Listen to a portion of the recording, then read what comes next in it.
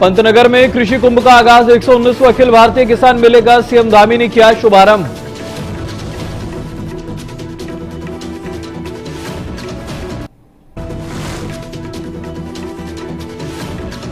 अल्मोड़ा में थम गया गैस पैनिक। कल से घर घर पहुंचेगी गैस की गाड़ियां, अफवाहों पर लगा विराम।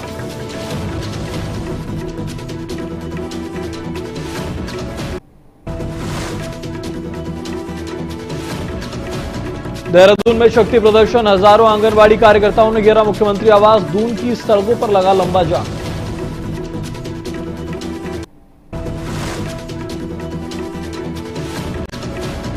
अल्मोड़ा में यूकेडी का हल्ला बोल। नेताओं की गिरफ्तारी के विरोध में सड़कों पर उतरे कार्यकर्ता। सरकार का फूंका पुतला।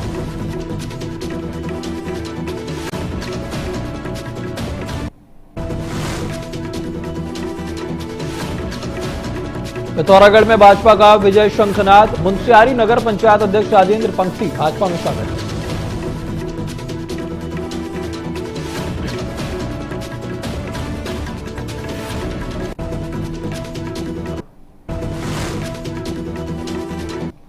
नमस्कार, बहुत स्वागत आपका न्यूज टीवी इंडिया पर। मैं हाजिर हूं आपके साथ ऋतिक ठाकुर।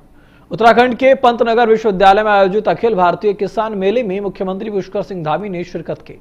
मुख्यमंत्री ने दीप प्रज्वलित कर मेले का शुभारंभ किया और देश प्रदेश से आए किसान भाइयों का उत्साहवर्धन किया। इस अवसर पर मुख्यमंत्री ने मेले में लगे विभिन्न स्टॉलों का निरीक्षण भी किया है और कृषि वैज्ञानिकों से नई तकनीकों पर चर्चा की। संबोधन के दौरान मुख्यमंत्री धामी ने कहा कि इस भव्य आयोजन में 350 से अधिक प्रदर्शनियां और स्टॉल लगाए गए हैं, जो किसानों को आधुनिक खेती और उन्नत बीजों की जानकारी देने का एक बड़ा माध्यम है। उन्होंने इस बात पर जोर दिया है कि किसानों की आय दोगुनी करने और उन्हें सशक्त बनाने के लिए ऐसे मेले बेहद महत्वपूर्ण साबित होते हैं।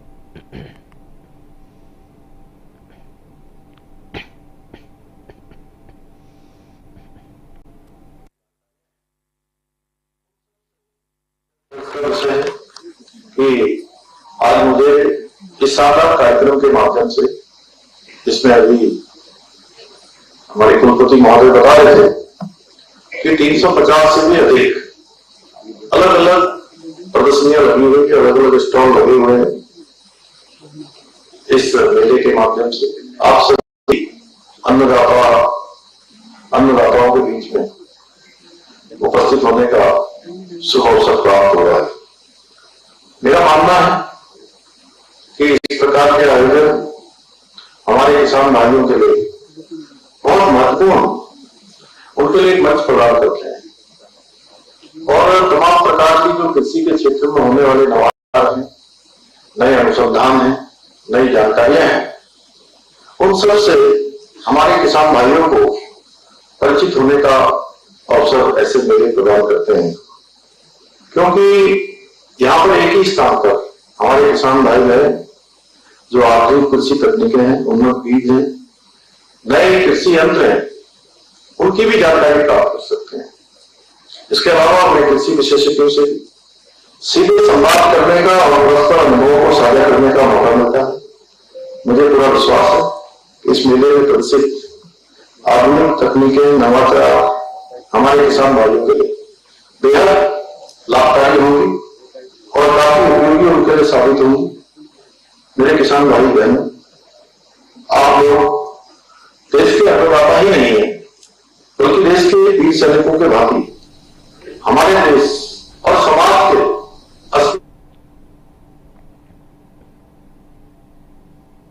अब खबर अल्मोड़ा से है, जहां शहर में पिछले कुछ समय से गैस सिलेंडर की सप्लाई को लेकर कई तरह की अफवाहें फैल रही थी। इन अफवाहों के कारण लोगों में थोड़ा डर और भ्रम भी देखने को मिल रहा था, लेकिन अब प्रशासन ने स्थिति को पूरी तरह से साफ कर दिया है। एसडीएम सदर संजय कुमार ने बताया है कि कल से गैस की गाड़ियां पहले की तरह ही घर घर जाकर सिलेंडर का वितरण करेंगी, यानी कि लोगों को गैस मिलने में किसी तरह की दिक्कत नहीं होगी। उन्होंने ये भी कहा कि उपभोक्ताओं की पर्ची भी मौके पर ही काटी जाएगी, ताकि लोगों को इधर उधर जाने की जरूरत ना पड़े और प्रक्रिया आसान बनी रहे। प्रशासन के अनुसार गैस सिलेंडर की पर्याप्त मात्रा उपलब्ध है, इसलिए लोगों को घबराने या फिर ज्यादा सिलेंडर जमा करने की जरूरत नहीं है।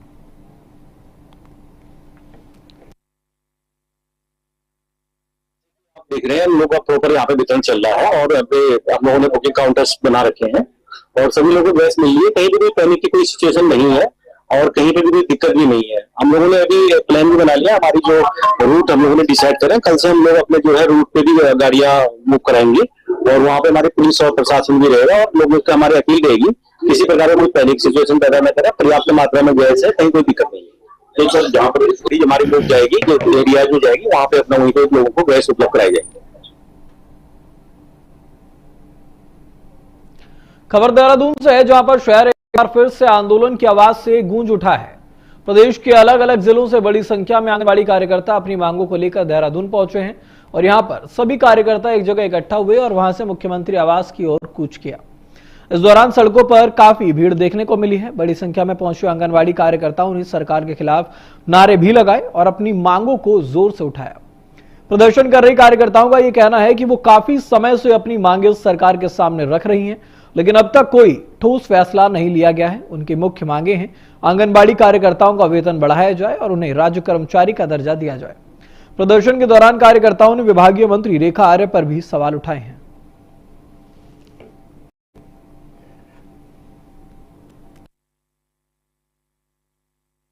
आज पूरे प्रदेश से यहाँ पे इकट्ठा हुए हैं। हमारे मांग जो आज मुख्य मांग है मानदेय बढ़ोतरी का लेकर है, क्योंकि केंद्र सरकार ने भी हमारे लिए कुछ नहीं किया और राज्य सरकार से हम कब से उम्मीद लगाए बैठे हैं कि हमारा मानदेय बढ़ा दिया जाए, लेकिन सरकार ने अभी तक मानदेय नहीं बढ़ाया। इसलिए हम आज मुख्यमंत्री आवास कूच कर रहे हैं और हम जब तक हमारी मांग पूरी होती है हम यहाँ लगातार बैठे रहेंगे। कि वो हमारी मुख्य है, विभाग की भी मुख्य मंत्री है, हम उनसे बार बार अपने मांग पत्र को देते हुए आ रहे हैं। हम चाहते हैं कि मैडम जो हमारे मांग पत्र है उसको लें, उसमें आप गहनता से विचार करें कि क्या सच में महिलाओं का इतना परिवार चल सकता है कम मानने में। 5200 रुपए आंगनबाड़ी वर्कर को मिलता है, जिससे उन्होंने काम का बोझ डाल दिया है। अभी विधानसभा सत्र में उन्होंने कितनी सारी योजनाएं का विमोचन किया, लगातार विमोचन करती आ रही है, तो और उस काम को धरातल पे कौन कर रहा है? आंगनबाड़ी वर्कर। मैं चमोली जिले से आई हूँ, मैं जिला चमोली की अध्यक्ष हूँ और हमारी मांग है मानदेय बढ़ोतरी।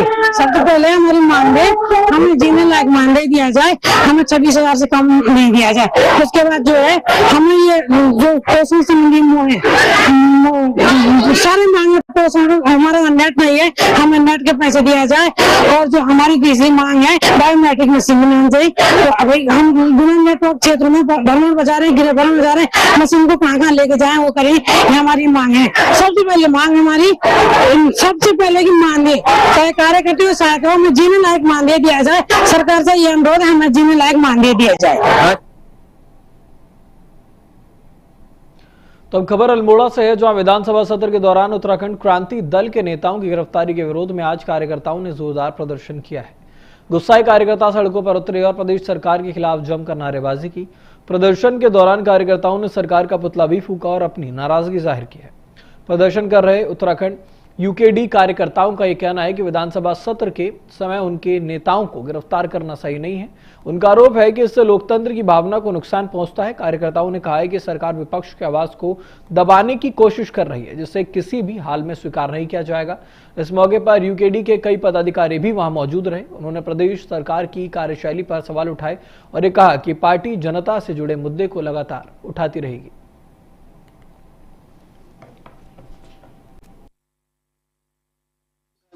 का जो है पूरे प्रदेश में केंद्रीय नेतृत्व के आह्वान पर जो ये भी गैर में इस कानून सत्र हुआ था, उसमें उन्होंने सारी बातों को करने के बाद जो हमारे राजधानी के मुद्दे पर किसी भी विधायक के मुंह से, किसी चाहे पक्ष का हो विपक्ष का हो, किसी के मुंह से तो वहां पर शब्द नहीं निकलता। जबकि उत्तराखंड क्रांति दल 1979 से ही और 92 में हमने वहां खुद राजधानी बना दी थी, भीषण गढ़वाली की आदमकद मूर्ति लगा के, लेकिन जनता की भावनाओं को ये लोग नहीं समझ रहे और राजधानी के मुद्दे पर हमेशा भटकाते। अभी चुनाव का समय आ रहा था, अभी कांग्रेस कहने लगी हम राजधानी की अड़चन बनाएंगे, तो इनमें से राजनीतिक मुद्दा बना दिया। तो हमारे जो नेता थे उत्तराखंड क्रांति दल के, माननीय काशी गौरी जी, केश त्रिपाठी जी, आशीष नेगी जी और कई हमारे युवा साथी, हमारे अल्मोड़ा से हमारे साथी लोग वहां गए थे। ये उत्तराखंड क्रांति दल आज अपनी गैर सैन्य को राजधानी की मांग कर रहा है और पिछले विगत कई वर्षों से उत्तराखंड क्रांति दल के जो हमारे पुराने जो नेता रहे हैं, जो हमारे शहीद हुए हैं इस उत्तराखंड को बनाने के लिए, उन सबकी भी यही एक परिकल्पना थी, एक सोच थी कि गैर सैन्य को राजधानी बनाया जाए। अभी जो 4 दिन का जो ग्रीष्मकालीन सत्र गैरसैंण में चलाया गया, भराड़ीसैंण में, तो उसमें हमारे युवाओं की और हमारे युवा नेताओं की और हमारे जो आशीष नेगी जी युवा प्रकोष्ठ के अध्यक्ष हैं, केंद्रीय अध्यक्ष, उन सब ने मिलकर के, हम सब ने मिलकर के वहां पे लोगों का घेराव भी किया था कि राजधानी गैरसैंण को आप घोषित करिए। ये सर, हम लोग अभी जो अधिवेशन चल रहा है आपका उधर भराड़ी शहर में, वहां पर हम लोग अपने स्थायी जो है राजधानी के लिए वहां पर लड़ाई लड़ रहे हैं और सरकार से मांग करते हैं कि यहाँ पर स्थायी राजधानी होनी चाहिए और इसके लिए आप जो है वहां पर आप समय निकाल के इसको घोषित करें राजधानी, और अगर ऐसा नहीं होता है तो हम तुम्हें यहाँ से जाने नहीं देंगे वापस।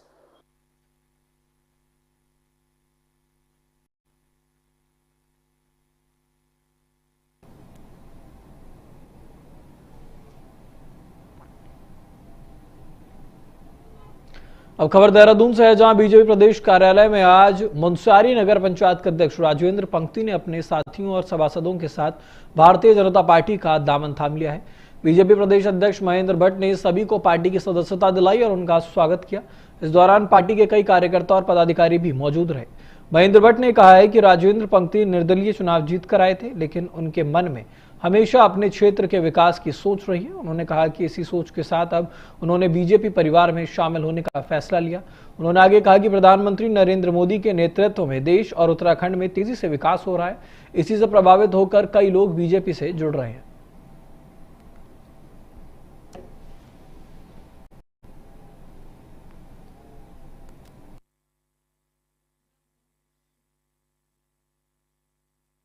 मुंसारी नगर पंचायत के अध्यक्ष राजेंद्र पंक्ति जी ने अपने सभी सहयोगी के साथ, मैंने को सभासद हैं, आज विधिवत रूप से भारतीय जनता पार्टी सदस्यता ली है।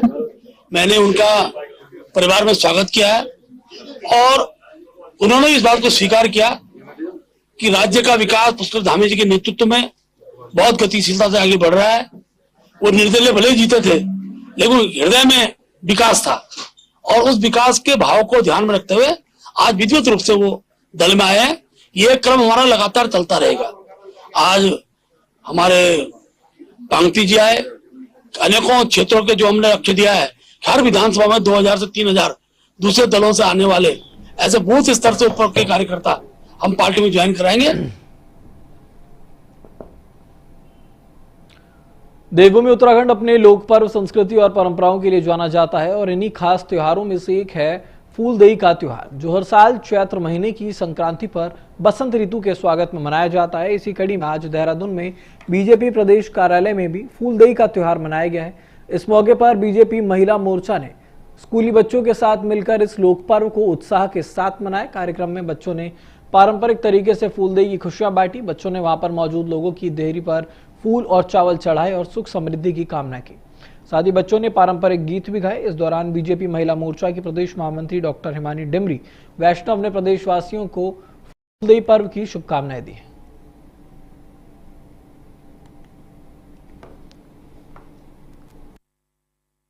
सर्वप्रथम तो मैं उत्तराखंड के सभी वासियों को फूलदेई की बहुत बहुत बधाई एवं शुभकामनाएं देती हूँ।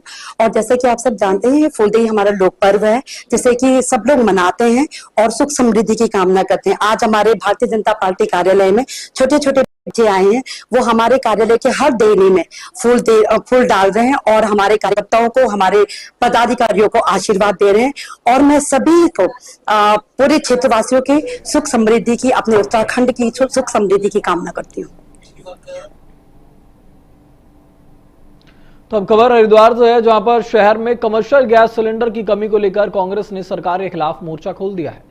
आज हरिद्वार के शिवमूर्ति चौक पर कांग्रेस नेताओं और कार्यकर्ताओं ने जोरदार प्रदर्शन किया। इस दौरान प्रदर्शनकारियों ने सरकार के खिलाफ जमकर नारेबाजी की है और अपनी नाराजगी जाहिर की। कांग्रेस कार्यकर्ताओं का यह कहना है कि पिछले कई दिनों से शहर में कमर्शियल गैस सिलेंडर की सप्लाई सही तरीके से नहीं हो पा रही है। इसके कारण होटल, ढाबा और रेस्टोरेंट चलाने वाले लोगों को काफी परेशानियां हो रही हैं। उन्होंने कहा कि हरिद्वार एक बड़ा धार्मिक शहर है, जहां पर हर दिन बड़ी संख्या में श्रद्धालु और पर्यटक पहुंचते हैं। ऐसे में गैस सिलेंडर की कमी का सीधा असर खाने पीने की व्यवस्था पर पड़ रहा है।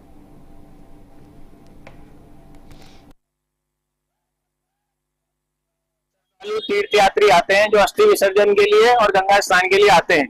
एक तरफ सरकार ये दावा कर रही है कि गैस की सप्लाई में कोई दिक्कत नहीं है। हम कहना चाहते हैं कि कमर्शियल सिलेंडर की सप्लाई क्यों नहीं की जा रही। कमर्शियल सिलेंडर की सप्लाई ठप होने के कारण हरिद्वार में व्यापारियों को, आम होटल वालों को, ढाबा संचालकों को, चाय की दुकान वालों को, धर्मशाला वालों को, आश्रम वालों को गैस सिलेंडर की सप्लाई ना होने के कारण कमर्शियल कठिनाइयों का सामना करना पड़ रहा है, जिसके कारण घरेलू गैस सिलेंडर की कालाबाजारी बढ़ गई है। और हम कहना चाहते हैं कि हरिद्वार एक ऐसा प्रमुख तीर्थ स्थल है, यहाँ पे लोग रोज लाखों की संख्या में तीर्थ यात्री आते हैं, अस्थि विसर्जन के लिए आते हैं, पिंडदान के लिए आते हैं। और सरकार को चाहिए कि हरिद्वार ही नहीं पूरे देश में इस समस्या का समाधान हो, नहीं तो आने वाले दिनों में लोगों को बहुत कठिनाइयों का सामना करना पड़ेगा।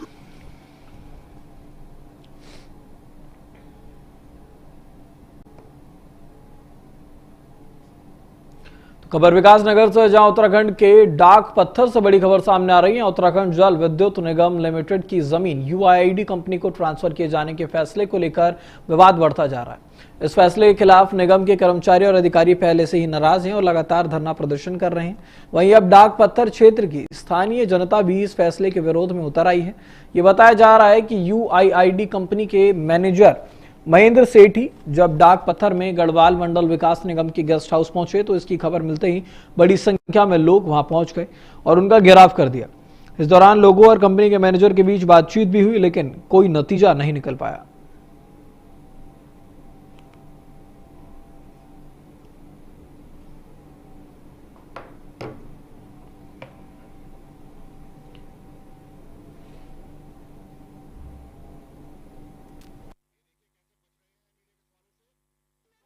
आज जो है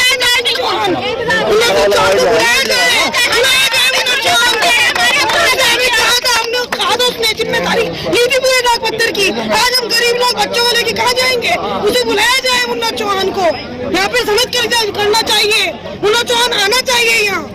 अचानक जो है UIID की जो मैनेजर है महेंद्र सेठी जी, ये अचानक यहाँ पर आए और यहाँ पे जैसी जनता को मालूम चला तो महिलाएं, व्यापारी, कर्मचारी, युवा, छात्र सब एक साथ एकत्रित हुए यहाँ पे। जबकि यहाँ पे जनवरी में आपत्ति भी डाल दी गई थी कि UIID जो यहाँ पे जमीन जो है हैंड ओवर हो रही है उसकी प्लानिंग क्या है। इन्होंने हमें प्लानिंग अपनी कुछ नहीं बताई। अभी हाल में इन्होंने जो है एक मास्टर प्लान निकाल दिया था। उस मास्टर प्लान में भी इनकी कई सारी त्रुटि थी। वो हम एजुकेशन हब बना रहे हैं। हमारा कह रहा था एजुकेशन के नाम से ऑलरेडी आपके 16 एकड़ भूमि हम दे चुके हैं। यहाँ पे 16 एकड़ में से भी आपने केवल 4 एकड़ यूज करी, अभी वहीं पे 12 एकड़। ये अपनी कोई भी प्लानिंग नहीं बता पा रहे। तो उत्तराखंड में गैरसैंण में चल रहे विधानसभा सत्र के दौरान एक नया राजनीतिक विवाद सामने आया है। सत्ता पक्ष के विधायकों द्वारा सदन में सवाल पूछे जाने को लेकर विपक्ष ने आपत्ति जताई है। कांग्रेस का यह कहना है कि सत्ता में बैठी पार्टी के विधायक ही सरकार से सवाल कर रहे हैं, जो सही नहीं है। इस मुद्दे पर अब बीजेपी की तरफ से भी प्रतिक्रिया सामने आई है। बीजेपी प्रदेश अध्यक्ष महेंद्र भट्ट ने इस पूरे मामले पर अपनी बात रखी है। उन्होंने कहा कि विधानसभा की अपनी एक तय प्रक्रिया और नियम होते हैं। इन नियमों के तहत सत्ता पक्ष के विधायक भी सदन में सवाल पूछ सकते हैं। उन्होंने कहा कि विधायक अपने अपने क्षेत्र से जुड़े मुद्दों को लेकर सवाल उठाते हैं ताकि वहां के विकास से जुड़े काम आगे बढ़ सके। महेंद्र भट्ट ने यह भी कहा कि सरकार ने इन सवालों के सही संतोषजनक जवाब दिए हैं।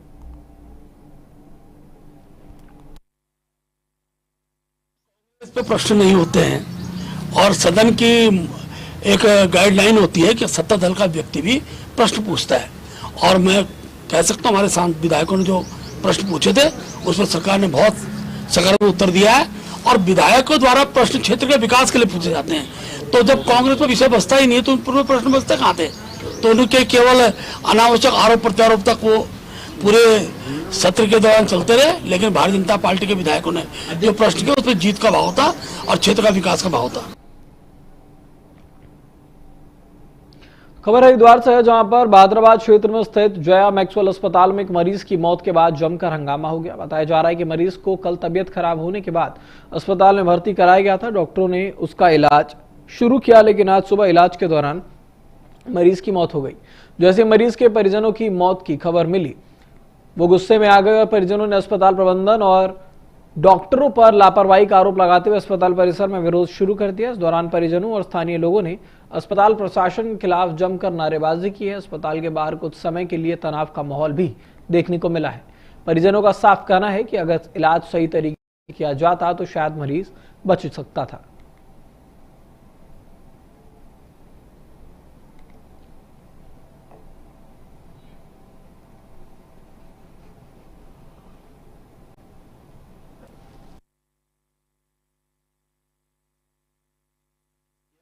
परिवार के घर के भाई हैं हमारे, जो एक्सपायर हुए। मेरा नाम लाखन सिंह है। क्या हुआ था? ये अपने घर से कोटमला नगर से हैदराबाद की तरफ आ रहे थे अपने काम से, तो रास्ते में ही बेगमपुर के आसपास वहां पे किसी ने उनको टक्कर मार करके ये एक साइड में गिर गए, जिसके कारण ये उसी समय तत्काल ही बेहोश हो गए। तो हमारे जो साथी थे उनको फोन किया गया गांव में, वहां से गांव से आकर के लोगों ने रेफर कराया, यहाँ पर ले गए और वहां पर उन्हें जो है एडमिट इन्होंने किया। उनको पता था कि उनकी क्रिटिकल कंडीशन है, तो उसके बावजूद भी उन्होंने यहाँ पर रेफर कर लिया। यहाँ पर किया, एडमिट करने के बावजूद वो कहते रहे कि यहाँ पर इनका हम इलाज कर देंगे। इनसे पैसा लूटते रहे और रात के टाइम भी हम जब उनसे 5 साढ़े 5 बजे गए तो वे बड़े ही बेचैन थे। भाई साहब बहुत ज्यादा बेचैन थे और उनके हाथ बांधे हुए थे। हमने पूछा कि भाई के हाथ क्यों बांधे हुए? ये कह रहे कि इनको जो है इस तरह का फिट्स पड़ रहे हैं, दौरे पड़ रहे हैं। ये देखिए, जैसे कि वो मेरे संज्ञान में आया था, ये पेशेंट थे, एक्सीडेंट में चोट लगी थी, सिर पर गंभीर चोट आई थी। तो उस समय मॉर्निंग में बता रहे कि लगभग 10:30 में एडमिट कराया गया था अस्पताल में और अस्पताल के दौरान उनका ट्रीटमेंट किया गया। और उसी दौरान परिवार आरोप लगा रहे हैं कि सर जो प्रॉपर जो ट्रीटमेंट है वो नहीं किया गया और इस कारण उनकी मृत्यु हुई है। तो इस संबंध में जो माननीय उच्चतम न्यायालय के निर्देश भी है, प्रक्रिया कानूनी है कि किसी लापरवाही से डॉक्टर की डेथ हुई, डायरेक्ट FIR नहीं हुई।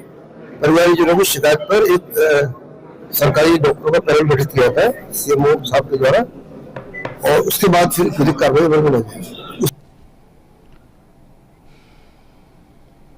तो हरिद्वार कुंभ मेला 2027 को भव्य और दिव्य बनाने के लिए मेला प्रशासन ने कमर कस ली है। इस कड़ी में महाभारत कालीन भीमगौड़ा कुंड के पुनर्विकास की योजना तैयार की गई है। मान्यता है कि पांडुपुत्र भीम ने यहां पर अपने घुटने के प्रहार से जल की धारा निकाली थी। मेलाधिकारी सोनिका के निर्देश पर अधिकारियों ने कुंड का निरीक्षण कर लिया है और अब इसके सौंदर्यीकरण का एस्टीमेट तैयार किया जा रहा है। प्रशासन का लक्ष्य है कि कुंभ से पहले तमाम पौराणिक स्थलों को उनके असली स्वरूप में वापस लाया जाए, ताकि श्रद्धालुओं को आस्था के साथ साथ एक सुखद अनुभव भी मिल सके। तो अभी पूरे शहर में ही जहाँ जहाँ हमें प्राचीन जो हमारे धार्मिक स्थल हैं, जैसे भीमगौड़ा हो गया, वहाँ पे भी हमारी टीम गई थी और स्थल निरीक्षण किया गया था। और हम कोशिश करेंगे कि उसका ब्यूटिफिकेशन, उसका जीर्णोद्धार, जितने भी कोई काम कराए जा सकते हैं, जिससे कि वहाँ पे लोग आएँ और उसकी जो पौराणिक जो उसकी आस्था है, जो उसका इम्पोर्टेंस है, उसके बारे में लोग जाने। इसी के क्रम में हमारी टीम थी PWD की, इरिगेशन की, सभी लोग वहाँ पे गए थे कि किस तरह से इसमें काम आगे किया जा सकता है, उसकी एक पूरी प्लानिंग की जा रही है। तो धर्मनगरी हरिद्वार के बहादुराबाद क्षेत्र में उस वक्त सनसनी फैल गई जब संत निरंकारी भवन के पास एक अज्ञात व्यक्ति का शव नाले में पड़ा हुआ मिला। सुबह सड़क से गुजर रहे राहगीरों ने जब शव को देखा तो इलाके में हड़कंप मच गया और देखते ही देखते लोगों की भारी भीड़ जमा हो गई। घटना की सूचना मिलते ही बहादुराबाद पुलिस और फॉरेंसिक एक्सपर्ट्स की टीमें मौके पर पहुंची। शुरुआती हालात को देखकर आशंका जताई जा रही है कि व्यक्ति की हत्या करने के बाद साक्ष्य छिपाने के लिए शव को नाले में फेंका गया है। पुलिस ने शव को कब्जे में लेकर पंचनामा भरा और उसे पोस्टमार्टम के लिए जिला अस्पताल भेज दिया है। फिलहाल मृतक की शिनाख्त नहीं हो पाई है। पुलिस आसपास के CCTV फुटेज खंगाल रही है और स्थानीय लोगों से पूछताछ कर शिनाख्त की कोशिश में जुटी है।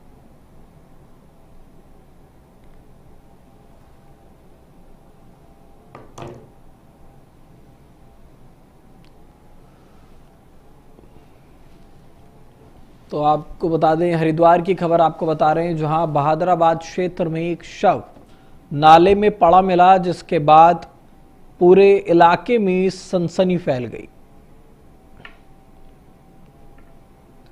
शक है कि हत्या करके नाले में फेंका गया है जो शव मिला है।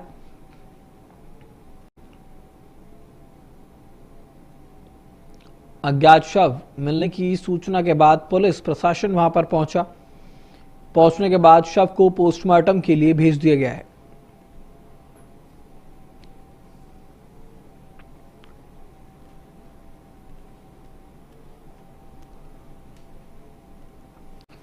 हरिद्वार के बहादुराबाद क्षेत्र की खबर आपको बता रहे हैं, जहां पर नाले में शव मिलने से हड़कंप मच गया।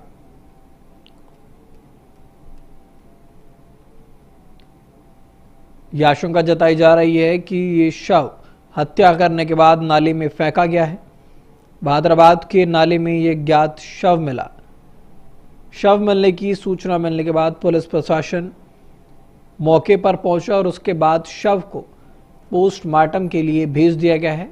उसके बाद पुलिस गहन जांच में जुट चुकी है।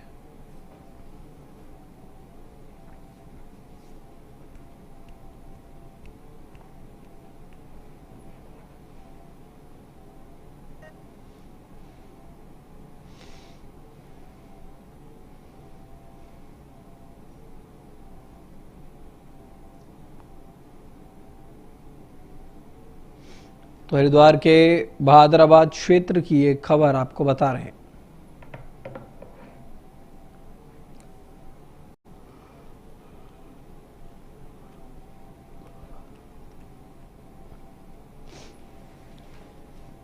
बहादुराबाद के नाले में एक अज्ञात शव मिला, जिसके बाद पूरे इलाके में सनसनी फैल गई। लोगों में डर का माहौल था। आपको बताया जा रहा है कि शव को हत्या करने के बाद यहां फेंका गया है।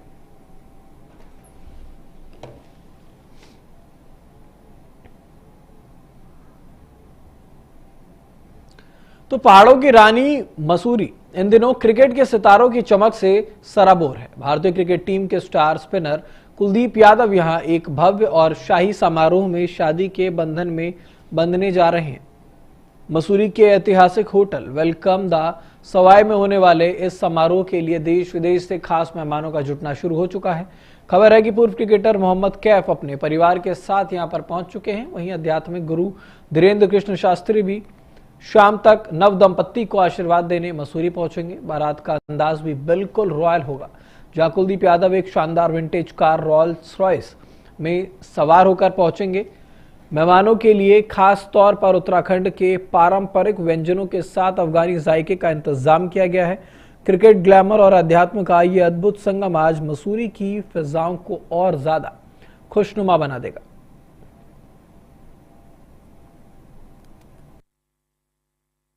तो आपको ज्यादा चीजें तो नहीं दिखा पाएंगे, थोड़ी प्राइवेट शादी है, लेकिन प्रोग्राम बहुत बढ़िया तरीके से रहेगा और काफी अच्छी तरीके से चीजें होंगी और बाकी आपको धीरे धीरे पता लगता रहेगा सब कुछ। पर क्या खास है उसमें शादी में, ये कुछ पता है? नहीं, ये डिस्क्लोज नहीं कर सकते, ये थोड़ा सा प्राइवेट मैटर। तो काफी शाही शादी, काफी शाही शादी, बढ़िया शादी। आपको शाम को प्रोग्राम बढ़िया रहेगा, पटाखों के थ्रू पता लगेगा आपको। पटाखे तो जबरदस्त, बढ़िया आतिशबाजी होगी। कितने बजे तक होगी?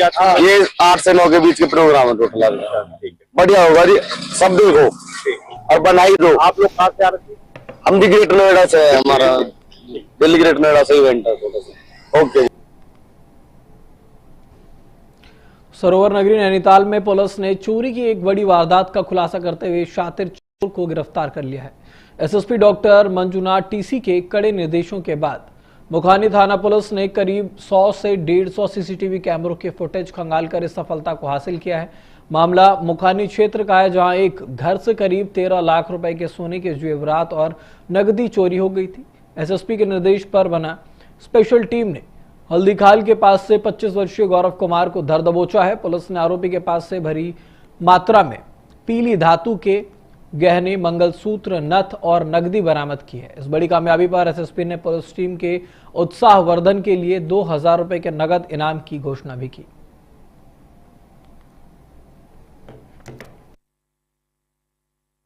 मुख्यमंत्री महोदय का निर्देश रहता है कि संगठित अपराधों को उस पर प्रभावी कार्रवाई करना है और इसी दिशा में माननीय डीजीपी महोदय और माननीय आईजी महोदय का निर्देश रहता है कि जनता की समस्याओं को, जो भी ज्वलंत है, उनको अपराध के संबंध में उसको तत्काल एक्शन लेना। हाल ही में मुकानी क्षेत्र में कुछ 1-2 चोरी के वारदातें हुई है, उसमें बड़ी मात्रा में सोना और वो सब चोरी होने का सूचनाएं थी। तो आज जो है हमारी मुखानी पुलिस को बहुत अच्छी सफलता मिली है, जिसमें थानाध्यक्ष मुखानी सुशील कुमार और सीओ हल्द्वानी के चार्ज पे सुमित और एसपी हल्द्वानी मनोज कत्याल, इन लोगों ने इसको चैलेंज की तरह लिया था। विगत कई दिन से टीम्स को एक्टिवेट किया था। तो साथियों, मैं बता दूं, कुल मिला के 100-150 से भी अधिक सीसीटीवी कैमरास को कंगाल के उसके बाद जो है इस चोरी की घटना का पर्दाफाश हुई है। मिडिल ईस्ट के तनाव के बीच रसोई गैस को लेकर फैली अफवाहों का असर अब विकासनगर में भी देखने को मिल रहा है। गैस बुकिंग के लिए एजेंसियों पर उपभोक्ताओं की भारी भीड़ उमड़ रही है। इससे अव्यवस्था की स्थिति पैदा हो गई है। हालांकि खाद्य पूर्ति विभाग ने साफ किया कि क्षेत्र में गैस की कोई भी कमी नहीं है। खाद्य पूर्ति अधिकारी ने जनता के साथ ये अपील की है कि वो घबराकर एजेंसियों पर भीड़ ना लगाएं। उन्होंने बताया कि व्हाट्सएप और मोबाइल ऐप के जरिए ऑनलाइन बुकिंग की सुविधा चालू है और जल्द ही होम डिलीवरी व्यवस्था पर पूरी तरह से सुचारू काम किया जाएगा। विभाग ने यह भी चेतावनी दी है कि यदि किसी उपभोक्ता को होम डिलीवरी मिलने में समस्या आती है तो वो सीधे विभाग से संपर्क कर सकते हैं।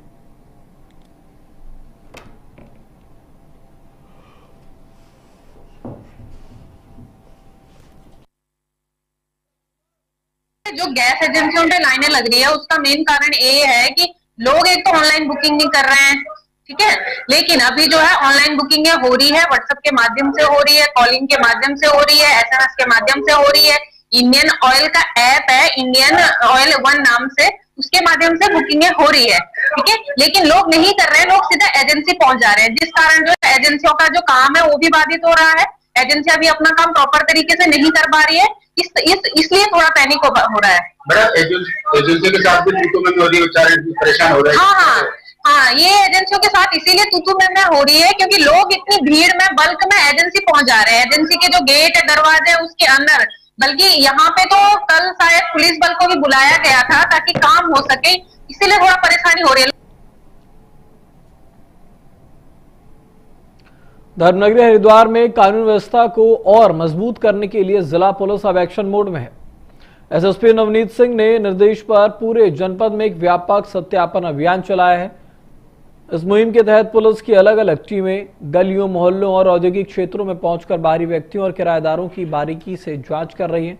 पुलिस केवल घरों तक ही सीमित नहीं है, बल्कि होटल, ढाबों और फैक्ट्रियों में काम करने वाले कर्मचारियों के दस्तावेजों को भी खंगाला जा रहा है। पुलिस प्रशासन ने मकान मालिकों और व्यापारियों से अपील की है कि वो अपने यहाँ रहने वाले हर व्यक्ति का पुलिस सत्यापन अनिवार्य रूप से कराए। अधिकारियों का यह कहना है कि समय पर सत्यापन होने से न केवल संदिग्ध लोगों की पहचान आसान होती है, बल्कि आपराधिक गतिविधियों पर प्रभावी ढंग से रोक लगाई जा सकती है। अगर आप भी किसी को किराए पर रख रहे हैं तो सुरक्षा के लिहाज से पुलिस को सूचना जरूर दें।